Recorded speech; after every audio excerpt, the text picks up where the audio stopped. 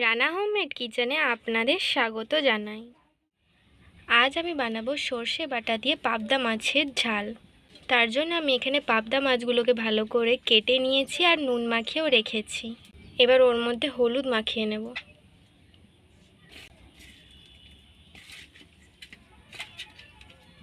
মাখানো হয়ে গেছে। তাহলে দেখে নিন আমি পাবদা মাছের ঝাল কিভাবে রান্না করি। এবার আমি কড়া বসিয়ে দিয়েছি, পরিমাণ মতো সরষের তেল দিয়ে দেব। তেলটা গরম হয়ে গেছে, এবার পাবদা মাছগুলো আমি হালকা ভেজে নেব। যেহেতু মাছগুলো ফাটে সেই কারণে আমি ঢাকা দিয়ে ভেজে নেব। কিছুক্ষণ পর আমি ঢাকাটা খুলে নেব, দিয়ে মাছগুলোকে উল্টে দেব।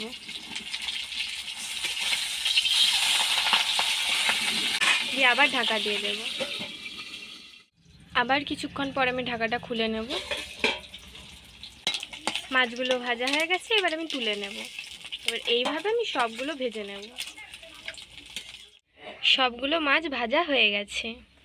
এবার ওই তেলের মধ্যে আমি আগে থেকে একটা বড় সাইজের পেঁয়াজকে আধ বাটা করে রেখেছিলাম, ওটা দিয়ে দেব। দিয়ে হালকা নেড়ে নেব। এবার ওর মধ্যে দিয়ে দেব একটা বড় সাইজের টমেটো কুচি, স্বাদ মতো নুন দিয়ে দেব, আর দিয়ে দেব 1 চামচ মতো হলুদ গুঁড়ো। দিয়ে ভালো করে নেড়ে নেব। এই রেসিপিটা আপনারা বাড়িতে অবশ্যই ট্রাই করবেন আর খেয়ে কমেন্টে জানাবেন কেমন লাগলো।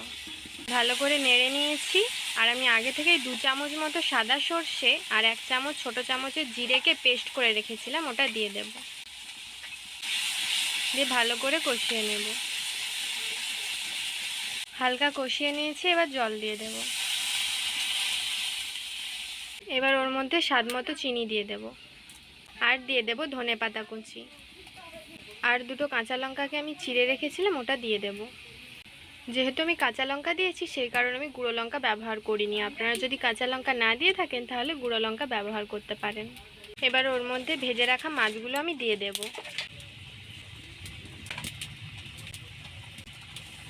দিয়ে একটু নেড়ে নেব। আমার এই মাছের ঝাল রেসিপিটা যদি আপনাদের ভালো লেগে থাকে তাহলে সাবস্ক্রাইব করুন আমাদের চ্যানেলটি, যাতে পরের ভিডিওর জন্য নোটিফিকেশান আপনারা পান। ঝোলটাও কমে গেছে আর আমার মাছের ঝাল তৈরি। এবার আমি নামিয়ে নেব। নামানো হয়ে গেছে। এটি দেখতেও যেমন সুন্দর হয়েছে, গরম গরম ভাতের সাথে দারুণ লাগবে খেতে। তো আপনারা বাড়িতে অবশ্যই ট্রাই করবেন। তো ভালো থাকবেন, সুস্থ থাকবেন, টাটা।